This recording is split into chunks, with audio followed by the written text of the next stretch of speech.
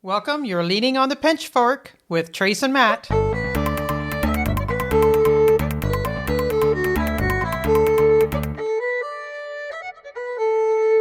Awesome. That's good. I like it. And I was listening to this podcast on the way to Mont Tremblant. Yes. Christine was driving. She said, put on the podcast. She wasn't listening. I'm like, okay, put it on. So I listened to the whole thing. And we're going to change the intro a little bit, right? Yes. So, and I was just thinking about, this podcast. On the surface, it's fun and humorous, but we also want to make it dark and twisty. There you go. Lots of dark tales. It's like a TV series, season 2, and we've made a few changes. And yeah, exactly. Yeah. So be humorous and all that, but still have our deaths, war, and tragedies to talk about. Well, funny because today, Ferris, also known as Ferrari at work, okay, yep, was telling me that him and the kids were listening to it last night, I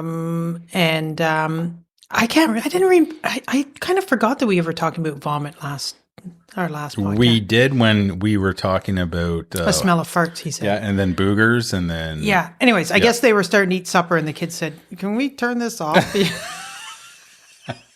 Like, what's wrong with these kids? They don't want to they don't want to hear about vomiting and boogers while they're eating supper. So they're not a fan.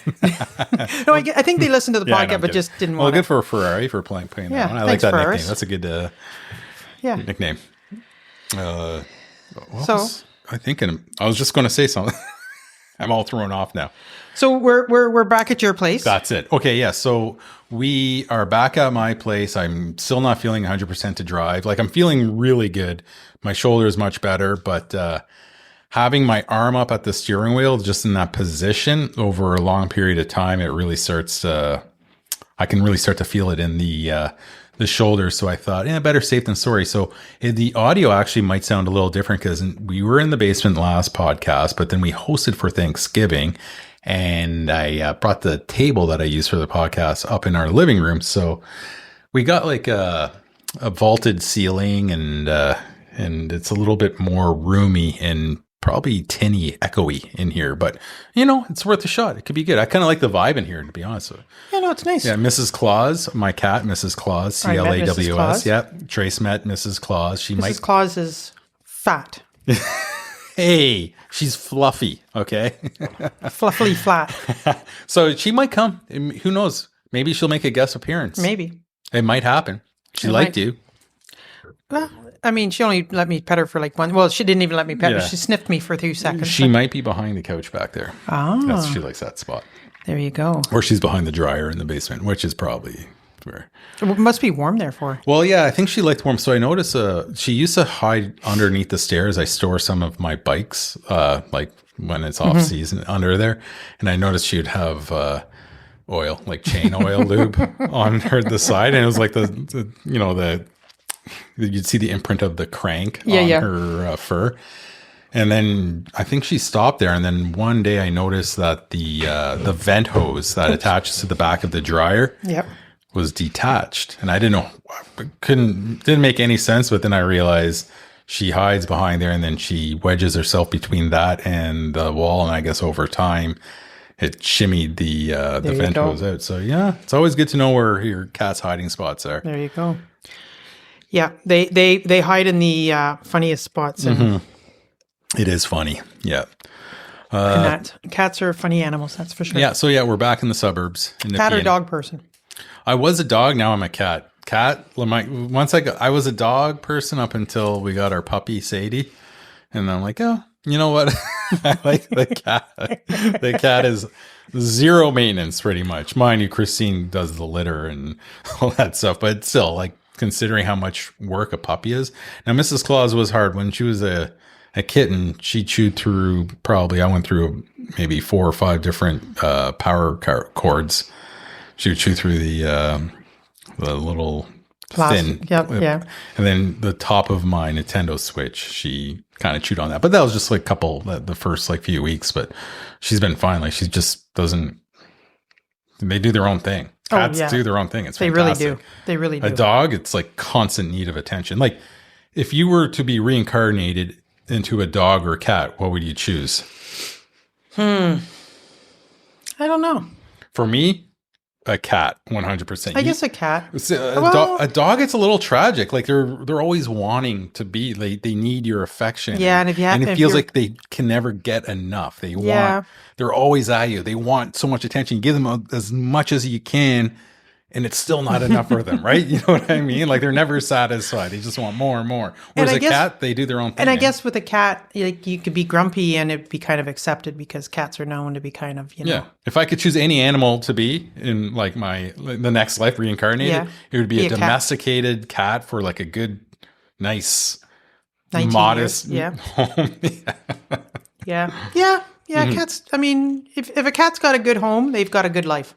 You ever leave to go to work and you just see your pets sitting there and you're like, man, so must be tough. Our dog. So we had an Australian Shepherd, and we had to say goodbye to Chase. I guess it was 5 years ago now on Thanksgiving weekend that year. He went to go down the steps outside and just his back end let go of him. Yeah. So Phil, my husband and I, we got him back inside. We put a blanket under him and lifted him up and carried. And once he was up, he could walk. So, we kind of thought that was a Saturday evening.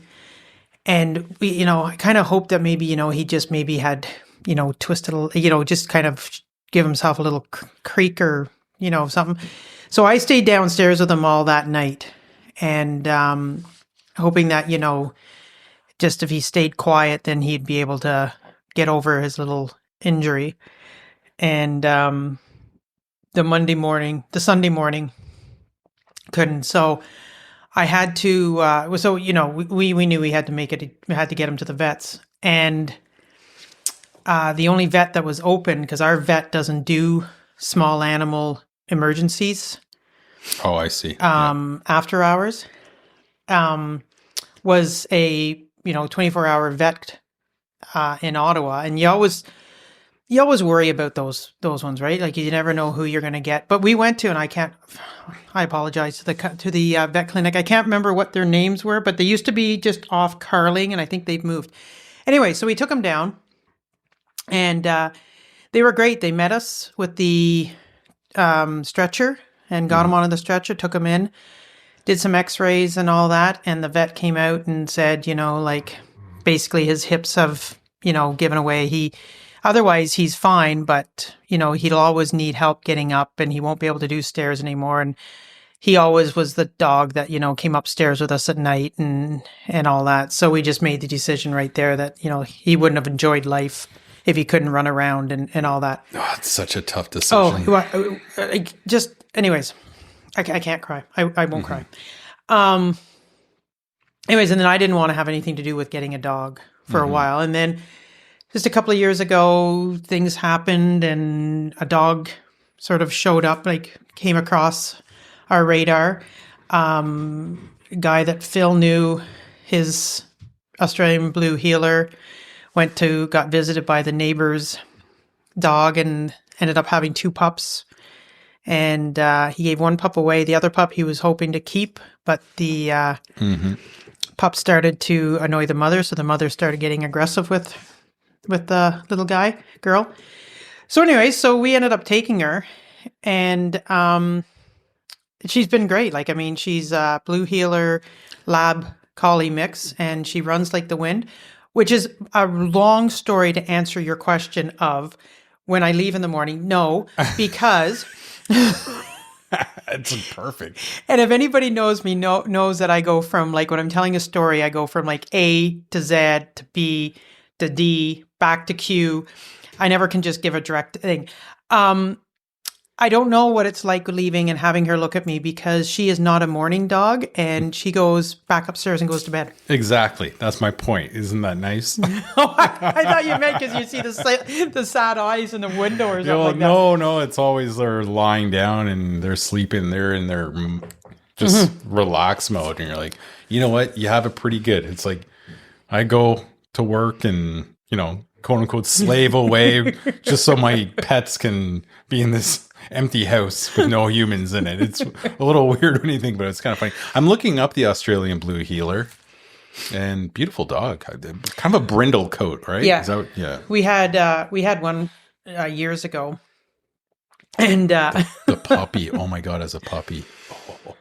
So we got, look at those eyes. We got Blinky from the Humane Society, the the Lanark County Humane Society, back when I was a teenager. Mm-hmm.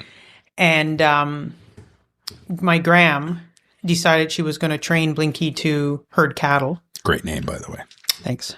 Mm-hmm.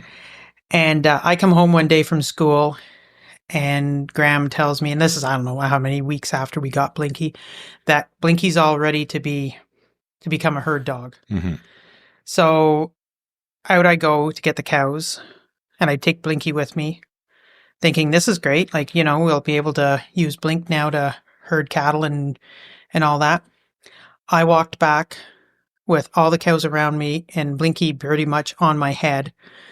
And she never heard a cow. I'm not sure where Graham got that she was trained. She had trained her, but somewhere Blink didn't get that message. But what she did love to do was get on the hood of the tractor and then get up on the round bale. If we were moving around, like had a round bale on the spear of the tractor, and you'd put the the spear way up high, and she would drive around on the top of the round bale like a way. And that's how she loved it. Just loved it. That's awesome. Yeah. Blinky. Yeah, she was a good dog. Never was a herd dog, though. No. And they were supposed to be herd dogs.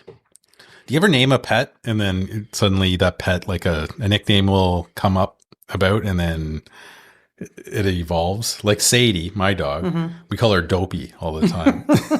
But then also Squeak, because when she yawns, there's like this tiny little squeak that she always did since she was a puppy. And it's still there. It's like this little squeak. So it's like kind of teetering between Sadie, which is, her name, but then it's like Dopey or Squeak or Squeaky or something. Yeah, because like Bella, we call Belle some.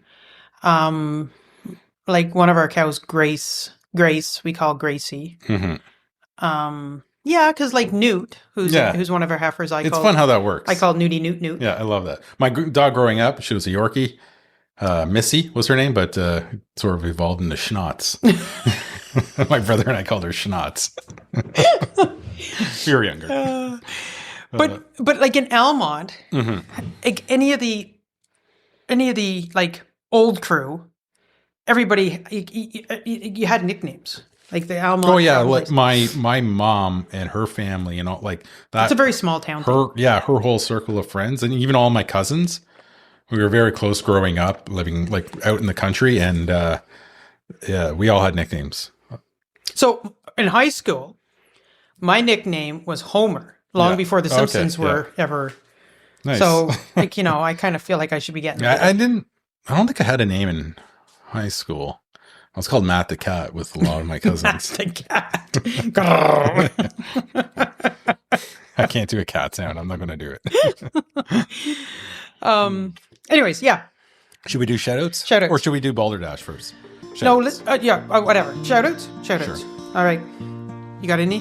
Let me take a look. Oh, you know what? I'll do a huge thank you to the North Lanark Regional Museum for always, offering their space, and we can't wait to get back in there. So I'm looking forward to it.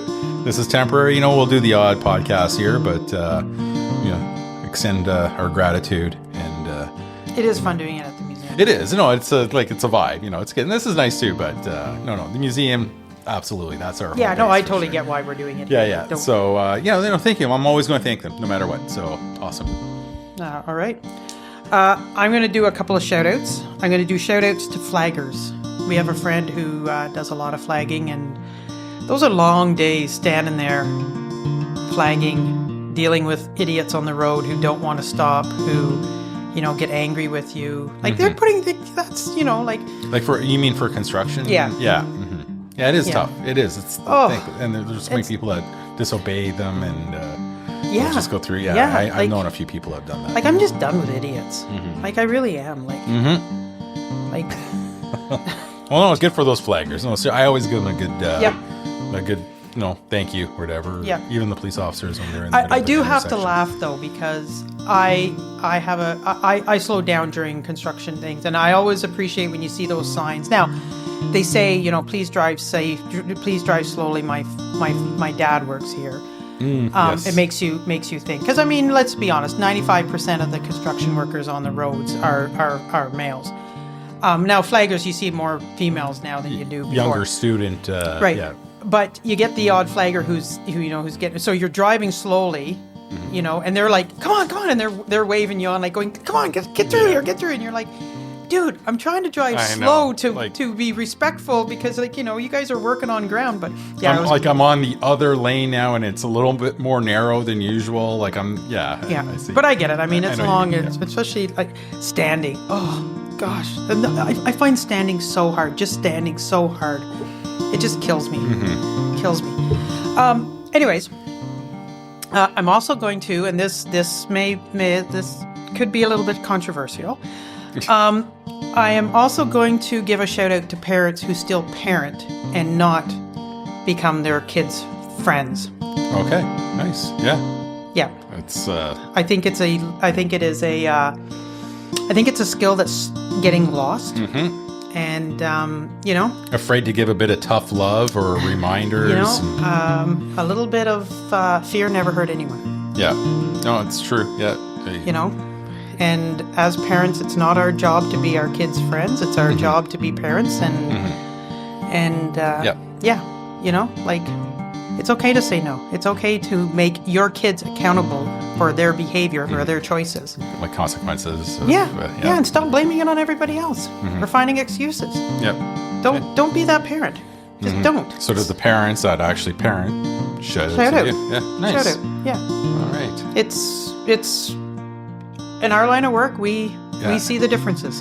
Yeah, it's hard. Sometimes it's a balance. You also don't want to lose the kids as well. You know, and it is a balance, but you got to know when you have to put your foot down, right? You know, you can still have fun with them and do things, but you need to, you know, draw that line. Like, you went over that, there's a consequence. You know, you can't. Yeah, and I personally, I don't think there's a problem with, and I've said it to I said it to my daughter as she was growing up, is, you know, I love you, but right now I'm not really liking what you're doing right now. I love you, but I'm disappointed. Oh, that's my mother.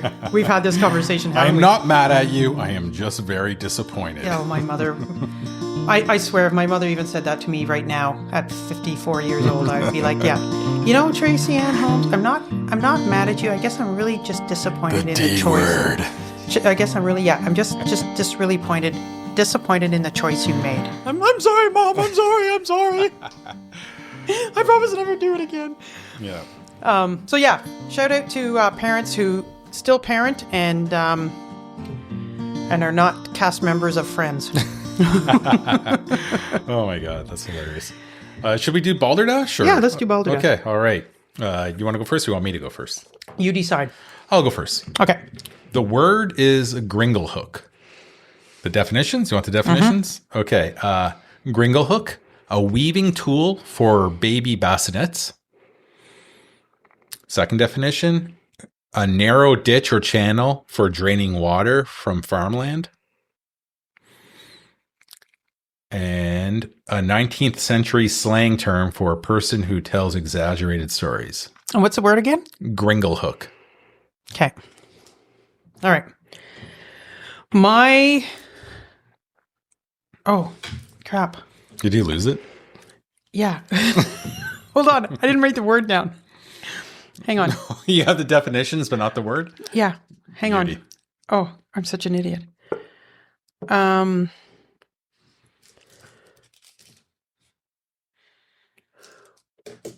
Wadmal. Wadmal? Wadmal. A large amount of chewing tobacco found in the spit bucket. A wooden cloth used to protect ammunition.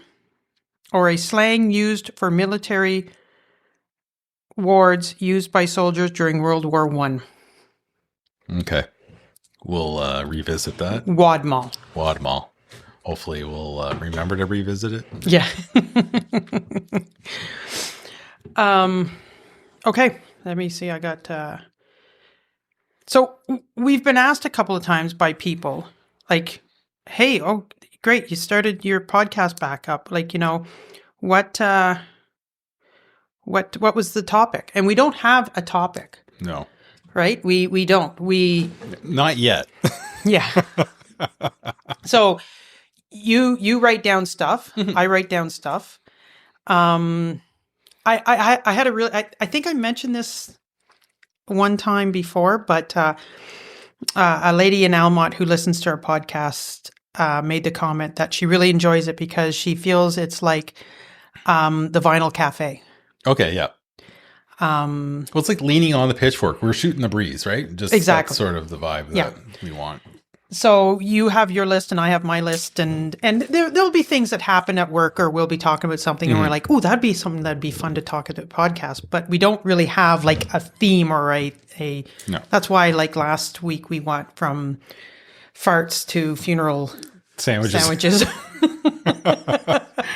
No relation whatsoever. To which I now have to add the friggin' little Halloween things, chocolates, bars. The caramels?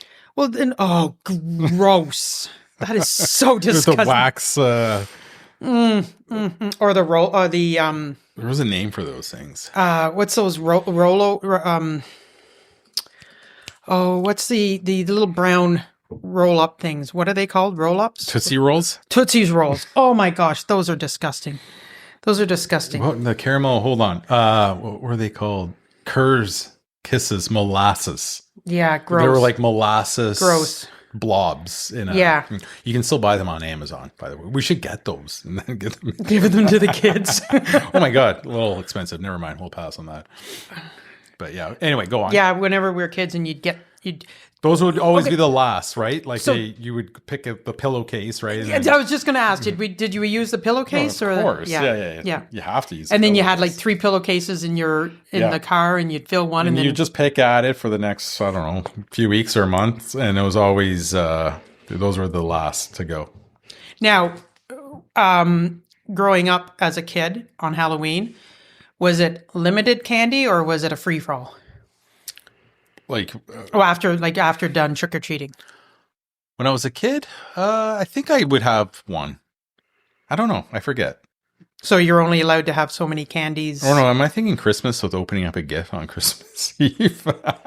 Yeah, I think I was able to have a couple of things. Maybe just a couple. Depends. And then when I got a little older, then it was whatever. Yeah. Yeah. Like what I'm talking about, like when you're, because like for me, my mom and Graham would just say, But Halloween candy was different when we were kids. We didn't really get many bags of chips. No. If you got a chocolate, it usually was like a full bar. A lot of it was little wrapped candies and suckers. And homemade stuff too. Remember? Homemade, like the candy apple. Yeah. Or the round, Rice Krispie balls. Yeah. The Rice Krispies and then, the popcorn in a bag. And, like a big prize was like there was like those like wafer cookies. Remember those? I think like waffled or wafer. And that if you got that was like for me that was like the best, right? But the idea of like Coffee Crisp and Kit Kats and all these chips like that, I feel like that came a little bit later. Yeah, yeah.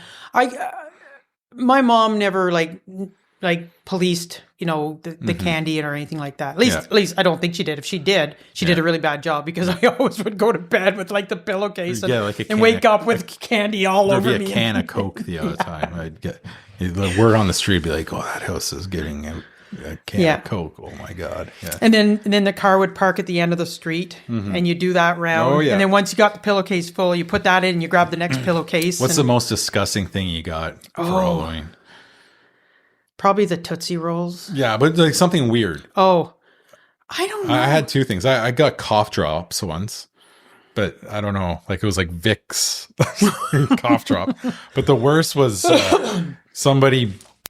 This was like in the 80s. They obviously popped a bunch of popcorn, and they just took their hand in the bowl of popcorn, and they would just dump a handful of popcorn in the pillowcase.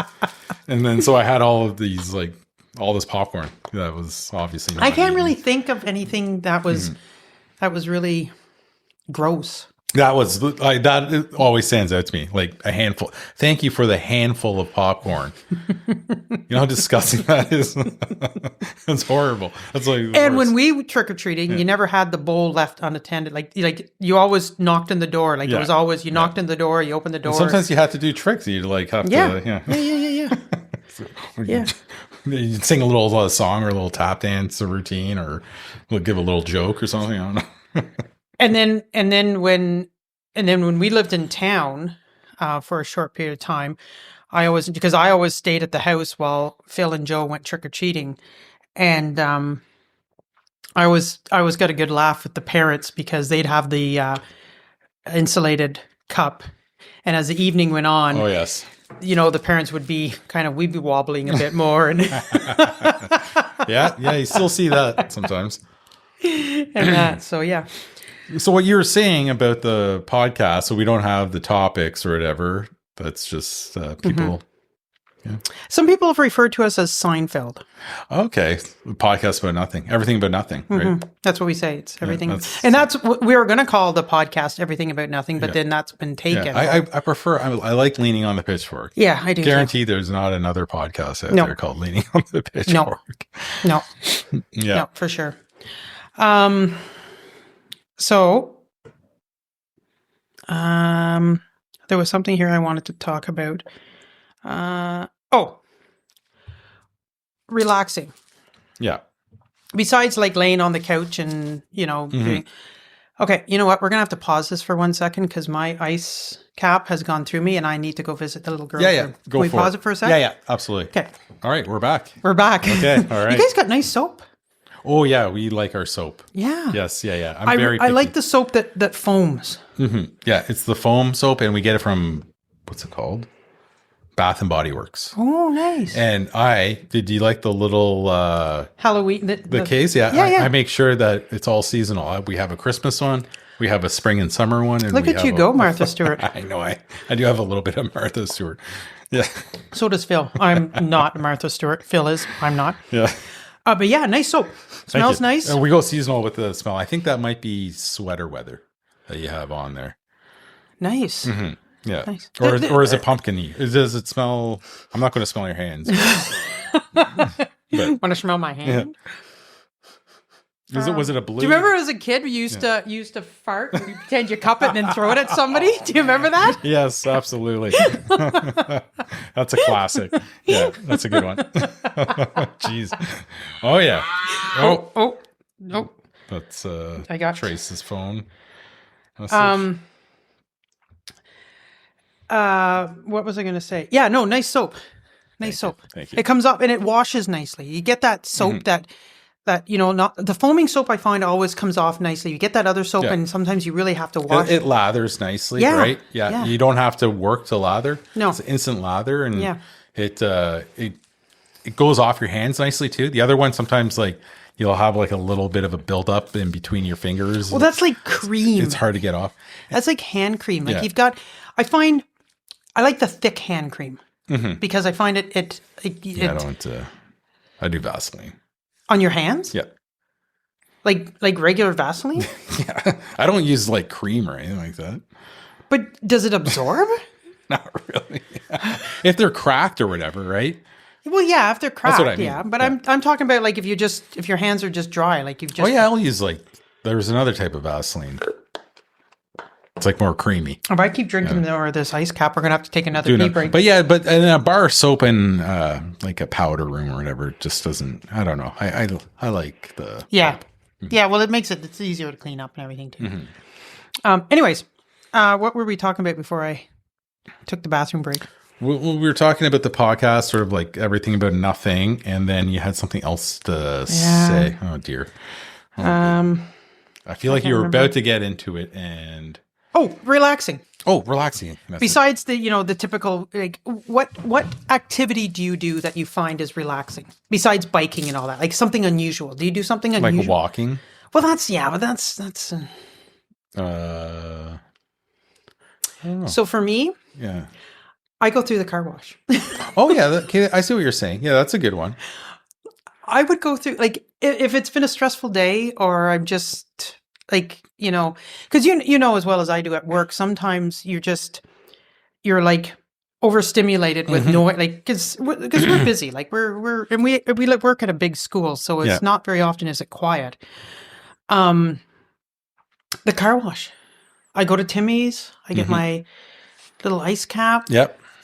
Go through, and I will pay the extra money to have the longer car wash. Just because I don't think it makes any difference. I don't think there's extra wax. Yeah, I think it's just all a bunch of bukkake. No, there is. Well, is there? Yeah. Oh, well, you worked at a gas station, so I used to work in the car wash quite a bit actually, and sometimes you have to be careful with your windshields. If that extra wax sometimes will make your windshield bead a little bit.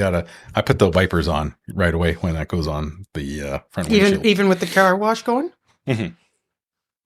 Interesting. When the wax is dropping down. But it probably doesn't, the wax is already on. It doesn't matter. It's just, that's my OCD. I don't know, like for relaxing. Yeah, no, there are things like that. I love the car wash. Yeah, the car wash is good. Just sit there, do the car. And then it's when you go at the end in the dryer and it's got like 80 seconds and you try to make it last the whole That's my time. favorite And part. you just like move forward a little bit. I love that. And then a little bit more. There's an art to it. Yeah. I love that. That's great. Yeah. Yeah. No, I would go to I would do a car wash every day. Touchless car wash, right? Oh, yeah. Yeah. Which car wash? I just go to the one at the roundabout. I don't know. Like in Barhaven? No, in Almont. Oh, that one. Is that Petro? I think that might be Petro. Was it a Sunoco? You remember Sunoco gas stations? Yes. So Suncor, I might have mentioned this already, bought out Petro-Canada, but they kept the Petro-Canada brand. Okay. So Petro-Canada is actually Suncor. And so all of the gas stations that were Sunoco turned into Petro. Okay. And then their car washes remained the same. That's what I was wondering. Oh, good touches. They had good car washes. Yeah, I 7-Eleven, is it maybe, is it? I don't know. Is there 7-Eleven? I don't know. You know what? I'm going to look that up because I don't get my gas there. I just do the car really? wash. You just the car? Do you have to pay extra for? Sometimes you have to pay extra if you don't get gas. Yeah, I don't know, but doesn't matter. Have to pay. Doesn't matter. I go to what? Well, all us locals still call it the co-op. Yes. Which is I think Ace. I don't even know what out on the highway where they pump your gas. You're an Esso. That's an Esso. Is that an Esso? By the roundabout? Yeah. Yeah. Assuming that's the only gas station in the roundabout. Yeah. That would be an Esso. Yeah. Circle K. Circle K. That's what it is. The right? Circle K. Yeah. Okay. Yeah. Yeah. That's where I go. Mm-hmm. For my car wash, but I go to the co-op. Well, it hasn't been called the co-op for years and years and years, but out on Highway 29 between Almont and just outside of Almont, head towards Carlton Place, because Blair and the crew pump your gas for you. I was just going to say nothing better than that full serve treatment, right? It's just so they still have it. Yeah, I know Osgood still had one. I worked one. I loved it, but they're having one in Pakenham too. And there was a popular one in like Westboro area, like I think that was the last one, wasn't it? In Island Ottawa? Park Drive or whatever. Yeah, like that area. Yeah. Nice. Yeah, it's nice. It's a little. It's no, it's good. It's nice to have. Yeah, they should have more of those actually. Yeah, they available. Should. Yeah, yeah, they should. So, but before you know it, we'll all be charging our cars, right? So, how is that going to work? I know. Yeah, I know. Exactly. It's just, I don't know. Dreamer. Anyway. Yeah. Yeah. Won't get into that, but it's just like, yeah, that seems like a tricky one. Like I see some people, there's charging spots in the metro parking lot by me, and they'll be sitting in there charging their car and they're reading a book, just a show. I don't know how long. I really don't know how long it takes if you need to charge it for I don't know, a few minutes. And I don't plan to find out anytime soon. Not that I don't have anything again, but come on. Mm-hmm. You're telling me that a transport's going to become a electric transport and truck across Canada? Like, come on, get your head. Driverless, no one driving it, right? Yeah, exactly. So the driverless one, do you remember there back a few years ago? I think it was over in Sweden or something like that. Some dude had the media and everything there for the driverless car. And he was so confident in this car that he stood in front of it as it came flying down, and it hit him and took his kneecaps out and broke his legs. Oh dear. All on the TVs. Everyone was watching. News and everything was recorded. There was a guy, I'm just going to try to find it here, that I think it was somewhere out west, had bought a electric car because he thought, Yep. Anyways, he went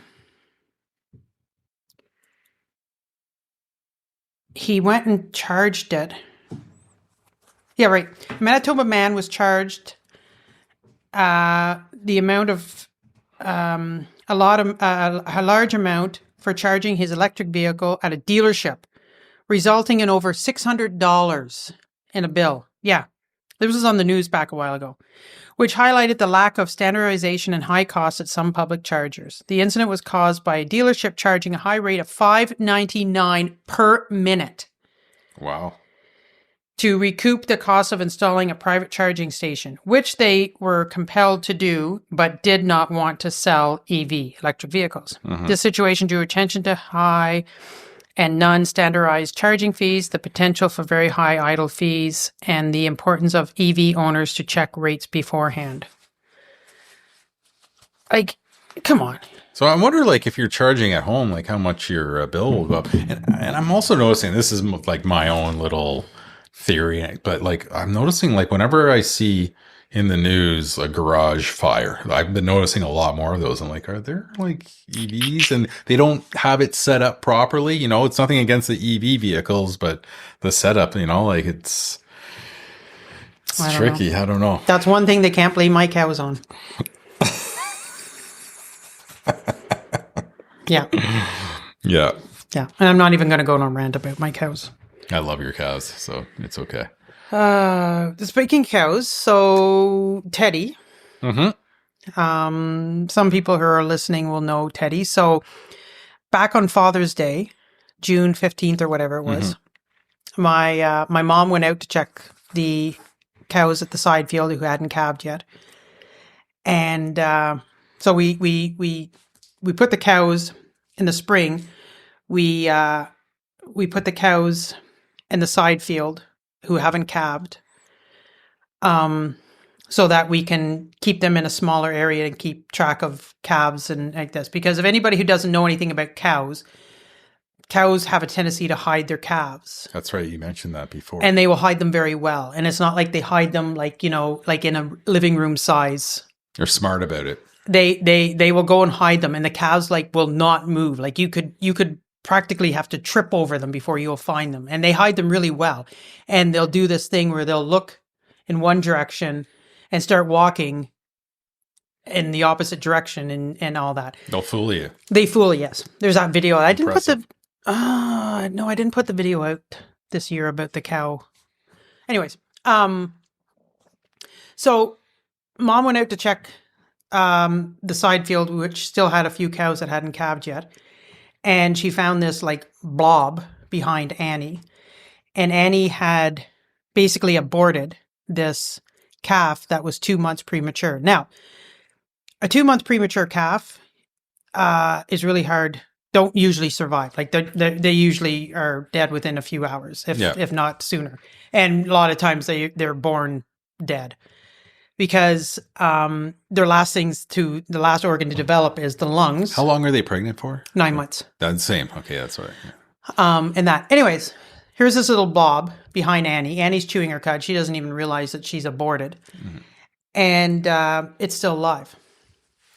So she brought it into the barn and put it in a pen and thought, didn't think it was going to survive, because not that it was suffering, but it was breathing wasn't the greatest and everything like that. Anyways, it survived. We ended up having to give it some steroids on a regular basis to help with the formation of the lungs. That's amazing. It was so small that it didn't even have like the proper fur, proper coat on it. And his hooves were still like jelly. Oh, Couldn't stand. So we'd put him over our... Yeah, well, you've seen pictures of him like when he was a small little fart. Anyways, Teddy survived. And our mom's pup, Penny, that's a Swiss Mountain, so a big dog, would get in the pen with him and play with him. Buster, our barn cat, one of our barn cats, would bring him chipmunks and squirrels and put them in the pen with him, thinking he was going to eat them. So Teddy has grown up with Buster and Penny. Yeah. Teddy thinks he is a dog. And you've seen the... We have put Teddy out into the side field where we have some calves and some heifers that we don't want out with the bull to try to tell him that no, you're not a dog. You're a cow. You're a bull, and you need to be associating with these guys. Won't have anything to do with them, but we'll play with Penny like nonstop. That's like amazing. They run around the farm. He goes outside runs, like plays with Penny. Like if we throw the ball, Penny goes chasing the ball, and so does Teddy. Oh, poor Teddy. Anyways, that's fun though. Teddy got nookered a couple of weeks ago because if we have any chance of keeping him, nookered, like castrated. Yeah. Okay. Is that? Yeah. Okay. It just seems nookered. Yeah, I don't hear that every day. That's all. I just wanted to make sure. That's what I thought it was, but because we got to take the hormones away from him. So our hope is that he'll stay somewhat quiet. But I mean, the reality is once he's 1,000 pounds and he's if he's rough but not meaning to be rough, we can't have him around. Like he'll end up hurting somebody. So we're trying to teach him his manners. And trying not to let him because he thinks we're his playmates, right? So, oh my, yeah.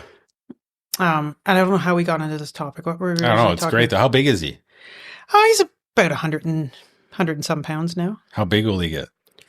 Oh, well, he'll get up to he could get up to almost close to a ton. Yeah, so that'll be pretty scary when he doesn't realize how big and strong he is, and he's playing around like a dog. Yeah. Yeah, but I have a video. So he was outside. We bring him outside all the time. Like out, when I say outside, like out to the front, not in the barnyard. He's out in the barnyard every day with the cows and the calves that he doesn't want to associate with. But then we bring him out to the front of the barn, and him and Penny run around, and so like the other night they were playing. And then they took off into the front field and were running around the front field, and I had to call them back, and they both came gallivanting back like he seriously does think he's a dog. That's awesome. I love it. Speaking of which, I'm not too sure, but Christine took my dog out on a puppy play date. So she's with her sister. So Sadie's with Aggie. Aggie. Love it. Yes. And it's funny because the owner named her grandmother's name was Agnes, and everyone called her Aggie. So Agnes, such a great old name. But here's the funny thing: my grandmother was also named Agnes, and everyone called her Aggie. And when we were thinking of dog names, Aggie came to me. But I just didn't decide not to. But Sadie kind of popped in there, but so kind of a weird coincidence. Nice. So, but that said, though, I don't know when Christine's going to come through the door right there. But if she does come busting in, the dog will come and maybe interrupt us. Yeah, and we'll have another guest, a surprise guest on the podcast. But it probably won't happen. But I'm kind of wishing it would, because she's probably going to call you and say, "Tell Trace to move the vehicle because I blocked the driveway." That's right. Yeah, Trace parked right, just not the suburbanite way, but it's good. Parked right in front, blocking the driveway, which is great. I love it. So do you ever park on the opposite side of a road facing the wrong way? No. No? Okay. Why? I was just curious. Not here. Not in Barhaven. No, I wouldn't do it in Barhaven. Yeah. But like Out in the country. Well, I never park out in the country or anything, but yeah, some people do that here, and I don't like that. But out in the country wouldn't matter. That doesn't. But it's still my OCD. It would still like hurts my brain a little bit. And see, when you talk about like being relaxed or whatever, I actually like making things symmetrical and rearranging things like on a shelf or a table, and I'll just sort of make it look all uniform. Okay. You know what I mean? Okay. I'm just straightening. Now at work, I don't do it, but like here, like you might even notice a little bit. Of obsessive compulsive? Yeah, a little bit. So that relaxes me. So here's my question then. When you are dining out, do you clean up the table for the waitress or waiter? I used to. So I heard mixed reviews from former servers, and I'm not too sure. They don't like it when you stack the plates. Oh, really? That's what I heard. But then I heard that it might depend on the actual server. But if you stack the plates for them, they don't know how it was stacked. Do you know what I mean? So I think they prefer stacking, like, at the table. Yeah. So they know that there's no forks hiding underneath. Oh, I see what you mean. The bottom, like, layer of But when you go to plates. leave, normally the plates are all gone, right? Like I mean. Yeah, but like I used to stack everything. Yeah. So then I'm thinking the waiter would come and pick it up. Yeah. So if you're still, if some of you are done and some are still eating, you'll take the plates and stack them all. But I don't do that anymore. No way. No. Okay, interesting. But when you're leaving, do you like try to bring all the cups to the end and put? Oh yeah, absolutely. Yeah. If you don't, do it, people. Yeah, that's a good PSA. Yes. Yeah, yes. Be good to your servers too. Yeah. And if you're not, make sure. This is because I had some friends that are hard on servers, right? Yeah. And they give them a hard time. This was like when we were younger, and I'd always say, "Can you please act like that once I have my food?" Okay. So have I ever told the portobello mushroom story? No. Okay. So back a few years ago, my friend Barb and I met at a local restaurant in Almont. I won't say the names of them. And she ordered a portobello mushroom burger. Mm-hmm. Now, how can I say this without it being... I have an issue. It drives me crazy. Mm-hmm. People, and I'm going to say more females because it has a tendency to be more female. And I'm going to say the word chicky poo. When chicky poos sing when they talk, like, they, hi, how can I help you? And it's like, oh my gosh, do not sing while you're talking. Like it's annoying. Anyways, so Barb orders a portobello mushroom. Yeah. Server leaves, comes back, and says, we don't have that here. And Barb says, well, that's strange because I ordered it like last week or just a few days ago or whatever it was. And she's like, okay, well, I'll go back and check with the chef. Now, really funny that she says the word chef because I know who's in the kitchen. And by all means, is this person a chef? A cook? A cook. Yeah, exactly. Anyways, whatever. If you want to say chef and... That's fine. Yeah. And then comes back and says, no, the chef says that's not, and Barb's like, well, I'm telling you, we did. I was here with my sister and I ordered portobello mushroom. And meanwhile, I'm thinking same thing. Oh, Barbara, do not start arguing with them because I want my food not to be flopped along the floor.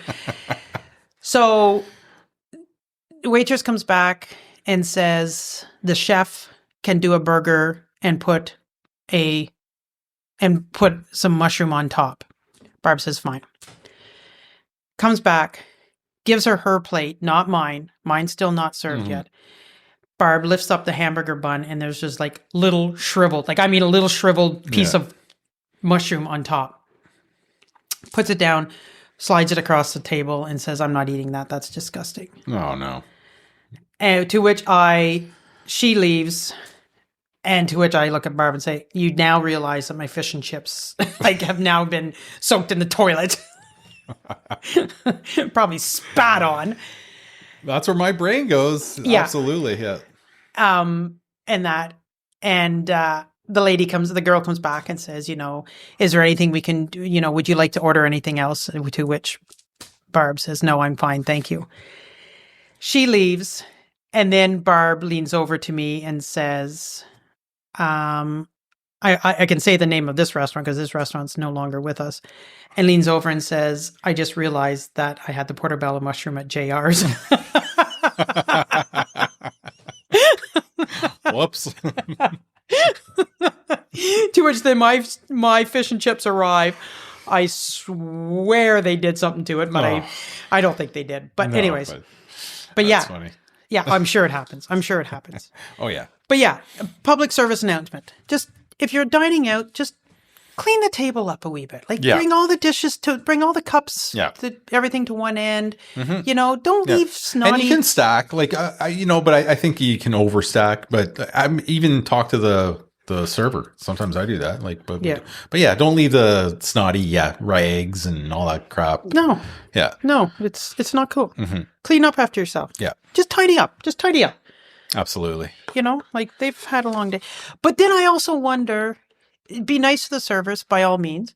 But then I also wonder, why is there some people who go in working with the public when obviously they don't like people? Mm-hmm. You know that, where you hi, could you tell me the third row, third aisle, halfway down? Well, hello. Yeah. Oh my goodness. Yeah. I mean, it's hard because sometimes maybe they are legitimately having a bad day and it's like a one-off. But if it's like the same thing every time, they just have the scowl on their face. Yeah, we've all seen that. Well, you've heard me say that saying that people who don't smile, like grumpy all the time, is if they ever smiled, the skin of their ass would crack. So, well, there's some places though, and it all starts from the top, right? Like the management of these places will really show if it's a happy workplace. Mm-hmm. The employees you'll get the good service and you can feel it, and the customers will come. Yeah, no, for sure. I've been to other establishments, big department stores or whatever, and you just know it has a reputation for having a volatile workplace environment, and a lot of it is from the managers from the top. Yeah. Do you ever watch that show there where they supposedly the owners or the managers or whatever go undercover and they always have that one sob story? Undercover boss? Yeah. I like that. I never watched it, but I like the concept of it. I'm sure it was really I think it's a great concept if it's not fake. It's kind of like Survivor. I'm sure it was fake. And we have this conversation about Survivor all the time. Yes, Johnston, it is rigged. It is script. Yes. It is script. We work with Johnston, who swears by all means it is not, but come on. It is, anyways. Well, that's the fun of it, though, sometimes, right? Oh, it's so annoying. So annoying. Oh, my goodness. Balderdash? Oh, yeah. Okay, let's do that. All right. Who wants to go first? You went first, so go ahead, finish it. So the word is gringlehook, and I'll give you the definitions. I think I went this way. A weaving tool for baby bassinets. Okay. A narrow ditch or channel for draining water from farmland. Or a 19th century slang term for a person who tells exaggerated stories. I'm going to say that one. Nope. Oh, really? It's the narrow ditch or channel for draining water from farmland. Oh. Have you done that one before? Maybe. I don't think so. I don't know. Maybe an avid I've never heard that. Yeah. No, I know. That's why I like it. I like the weaving tool for baby bassinets. I thought that was... Yeah. That's a good one. I was proud of myself for it. Yeah. Okay, mine was wadmal. Wadmal. A large amount of chewing tobacco found in the spit bucket. A wooden cloth used to protect ammunition. Or the slang word for military wards used by soldiers during World War I. I'm going to go with that one, the slang word. Incorrect. A wooden cloth used to protect ammunition. What's a wooden cloth? Woolen. I originally had put wooden, and then I realized it can't have to be a wooden cloth, but I just kept reading. I'm trying to picture this wooden cloth. I'm like, okay, all right, that's why. Maybe. Because when I looked at it, I thought, wooden? What is a wooden? And then I realized... I would have picked that one if it wasn't wooden, I swear. All right. Oh, that's good. That's fun. Nice. That's funny. Oh, that is funny. Halloween's coming up, as we said. Yeah, on the seems to be the theme of this one. That's yeah. pretty good. I have to look in the calendar. Oh here. yeah, back to 25th of October, which is a Saturday night. Going to be doing our annual Halloween storytelling at the museum, followed by a bit of fun North paranormal. Lanark Regional Museum Halloween telling, the 25th of October. 25th of October. What time would that be at?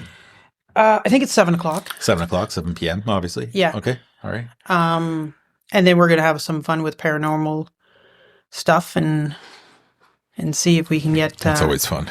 Yeah. And now there was supposed to be a paranormal night. There was supposed to be a paranormal night tonight, but the company, whatever the name of it, I guess canceled it or something. I'm not quite sure. We never really heard anything more about it. Maybe it was too paranormal. Maybe it was. So Christine and I have planned, I don't know if I mentioned this already. We're going for, there's like the haunted walk. Yes, you told me. Downtown, but we're starting off, we're going to a place called the Dark Fork. It's on George Street. Nice. And it's all the servers are legally blind. And the catch is the place is pitch black, so you cannot see the food in front of you. I think there's one in Montreal. Yeah. And I don't know how that works. I feel like the exit signs will illuminate something, right? Does that make sense? But we'll see. So I'll have a little review of that. I'm really looking forward to that. I'm a little nervous about it because I like to see my food, right? Mm-hmm. Yeah, I'm curious to how you are because you are very, so yeah. Maybe I'll just pretend to eat it. No one will know. I want but how will the etiquette be for that with I think a lot of people just eat with their hands. But I'm also curious as to like the servers. I'm like, I can't wait to see like, But you're not going to be able to see. No, but where like I'll just leave the plate. I'll remind you. No, but that I think that'll be a place where I don't put everything to the end of the table unless they ask me. Do you know what I mean? Yeah. But maybe they might laugh and go, "It doesn't matter." Yeah. I have no idea. Right? Yeah. No, it'll be interesting. It'll be interesting. And then so we're doing that, and then we're doing the haunted walk after. So I'll have a couple of, and I'd like to have Christine on. Well, Christine wants to come on, so maybe we'll talk about it together. I would really like to, and I know it exists because this is why I know of it. There's restaurants that are the servers are people with Alzheimer's. Okay, that's a new one. So the menu is very basic. Yeah. Right. And because what you order is not always going to get what you get, and you have to accept that. Yep.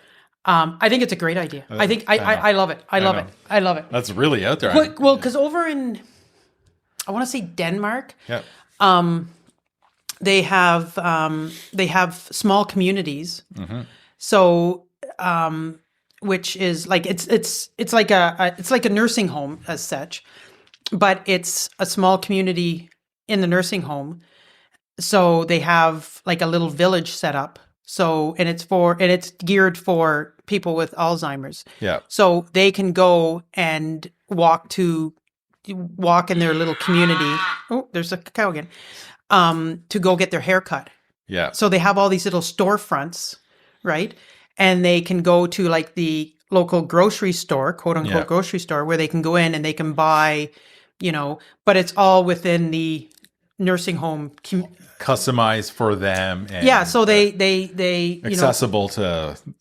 So they still, go on with their everyday life. That's fantastic. It's amazing. Like it is amazing. Like good for them for, why are we so ass backwards with some of this stuff? Like, I just don't get it. Yeah. I just don't get it. Like, but anyways, that's just. No, that's true. Preaching to the choir, it takes time. They say that like the quality of life, like, they live long, people live longer. Yeah. Because they feel like they're still part of their community, right? Mm-hmm. Like, and I mean, obviously, like, there's a gated area, like, so they're not just wandering off. Yeah. It's safe. Yeah. It's monitored. Yeah. I would imagine, but open. Yeah, like it's not open to the public or anything. No, but what I mean is like it's like a home, but it's like open, like it's an open concept. So they village. all live in like an apartment. It would be like a gate, in a way, like a gated community, right? Yeah, 4 people. Yeah, with- and then the yeah. staff, run the grocery store, and they, I don't know if they, I don't know if they, in a sense, pay for this stuff. Mhm. I don't think so. I think they can just go into the grocery store and buy, like a little thing of peppermints or whatever. It just enhances their quality of life just to keep that independence, right? And that sense of research has shown that grandparents who are are involved in their grandchildren's upbringing have less signs of Alzheimer's because they're kept young. Mhm. And that certainly, I mean, that my grand's mind was pretty near the end. She got mad at me one time because she was telling me about how the old neighbors such and such got talking, and I'm like, Graham, I don't know any neighbors. Yes, you do. Mhm. Anyways, she was getting me and my mom mixed up. Oh, I see. Yeah. And That's always tough. and I'm like, Graham, you're talking about mom. No, I'm not. You remember? I'm like, Graham. No. Mm. Yeah. But no, it's I think it's great. Like we are so ass backwards with a lot of stuff in North America, for sure. Yeah. Anyways, what time we got? Oh, we're at like a little over an hour. All right. Should we Yeah. I think so. I gotta figure out how to get out of this subdivision. I got lost last time. You got a bit of a drive. Oh, did you really? Yeah. Oh, no. Yeah. Yeah. Trace isn't, it's not your usual, but you'll get, No. it's not that far. Woodruff is right. Anyway. Did I ever tell the New Zealand story? I think I did, how I went for the drive and then thought I was like 3 hours away and I was just across the field. Did I tell that story? No. So I lived in New Zealand in a year, right? For a year, and worked on a farm. And this one Sunday, I decided I was going to go for a drive. We finished the chores and everything. Asked the family if anybody wanted to come with us. Come with me. Nobody wanted to. So I said, okay, well, I'm gonna go for a drive for the day, and I'll be back in time for chores. Not to worry, because I bought a car while I was over there, and had driver's license, everything like that, and felt I'd been there. I'd probably been there for 3-4 months or whatever. So, anyways, went for a drive this one day. And kind of lost track of time and realized that it was like 3:00 and holy crap, I got to get back to, but had no idea where I was. And this was long before cell phones and GPS or anything like that. Google Maps. And, exactly. So I came to this farm, and so I thought, well, I'll just go in and ask these people, how do I get back to, So I went in and I said, sorry to bother you. I said, I'm obviously not from around here, hence my accent. But I said, I'm trying to get back to such and such a road. Could you tell me in Nathia? And the lady says, oh, like we just moved here. Like we literally just they did have packing boxes still all around. And she said, but if you want to phone your family, feel free to. So I phoned and I got hold of Ray.